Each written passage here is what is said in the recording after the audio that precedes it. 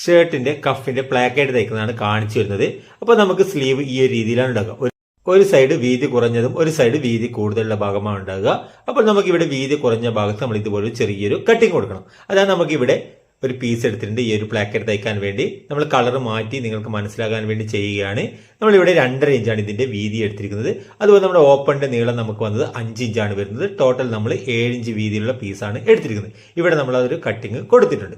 ഇനി നമ്മൾ ആദ്യം ഇതുപോലെ സ്ലീവിന്റെ ഉൾവശത്തേക്ക് ഈ ഒരു ഭാഗം നമുക്ക് അതായത് വീതി കുറഞ്ഞു വരുന്ന ആ ഒരു ഭാഗത്ത് നമ്മൾ ഇതുപോലെ ഒന്ന് മടക്കി തയ്ക്കണം. നമ്മൾ ഈ ഒരു 5 ഇഞ്ച് നീളം മാർക്ക് ചെയ്തിട്ടുള്ള ആ ഒരു ഭാഗത്ത് നമ്മൾ ചെറിയ കട്ടിങ്ങും കൊടുത്തിട്ടുണ്ട്. അപ്പോൾ നമുക്ക് ഇതുപോലെ ഒന്ന് മടക്കി തയ്ക്കുക. അതിനുശേഷം നമുക്ക് ഈ ഒരു ഭാഗത്തെ ഇതുപോലെ ഈ ഒരു ഭാഗത്തേക്ക് ഒന്ന് സ്റ്റിച്ച് ചെയ്ത് കൊടുത്തതിന് ശേഷം നമ്മൾ നേരത്തെ കട്ട് ചെയ്ത് വെച്ച ഈ ഒരു കട്ടിങ് വരുന്ന ആ ഒരു ഭാഗമില്ലേ, ആ ഒരു കട്ടിങ് വരുന്ന ഭാഗത്തെ അതിൻ്റെ ഉള്ളിലേക്ക് കറക്റ്റ് വെച്ച് കൊടുത്ത് ഇവിടെ നിന്ന് മുകളിലേക്ക് സ്റ്റിച്ച് ചെയ്യുക. കണ്ടോ? അപ്പോൾ നമ്മളിവിടെ ഫിറ്റ് ചെയ്തു. ഇനി നമുക്കിതിനെ നല്ലവണ്ണം ഒന്ന് ഈ ഒരു ഭാഗത്ത് നഖം വലിച്ചു കൊടുത്തതിന് ശേഷം നമ്മൾ ഇതിനെ മറിച്ചിട്ട് ഇതിൻ്റെ ഈ ഒരു സൈഡ് നമുക്കൊരു 1/4 ഇഞ്ച് പോയിന്റ് വീതിയിൽ നമുക്കൊന്ന് മടക്കി കൊടുക്കുക. കേട്ടോ? ഇതുപോലെ മടക്കി കൊടുത്ത് ഇതിൻ്റെ ഈ ഒരു മുകളിലേക്ക് വെച്ച് കൊടുത്തിട്ട് വേണം നമ്മൾ സ്റ്റിച്ച് ചെയ്യാൻ. അപ്പോൾ നമ്മൾ ആദ്യം സ്റ്റിച്ച് ചെയ്തിട്ടുള്ള ആ ഒരു സ്റ്റിച്ചിങ് ഒന്നും കാണാത്ത രീതിയിൽ അത് കവർ ചെയ്തിട്ട് വേണം സ്റ്റിച്ച് ചെയ്യാൻ. എന്നിട്ട് നമ്മൾ ഇതുപോലെ നേരെ പിടിച്ച് കേട്ടോ ഒരേ വീതിയിൽ ഇതുപോലെ മടക്കി പിടിക്കും. ഇനി നമുക്കിതിനെ നേരെ ഈ ഒരു കോണിൽ നിന്ന് ഈ ഒരു സൈഡ് വശത്തേക്ക് മടക്കിയെടുക്കുക. കേട്ടോ? അതിനെ വീണ്ടും നമ്മളിവിടെ സെൻറ്റർ ഭാഗം വെച്ച് ഇതുപോലെ മടക്കും. കേട്ടോ? കറക്റ്റായിട്ട് നമ്മൾ മടക്കിയെടുത്താൽ നമുക്ക് ആ ഒരു വി ഷേപ്പ് കറക്റ്റിൽ കിട്ടും. എന്നിട്ട് നമ്മൾ ഇതുപോലെ നേരെ വെച്ച് സ്റ്റിച്ച് ചെയ്യുക.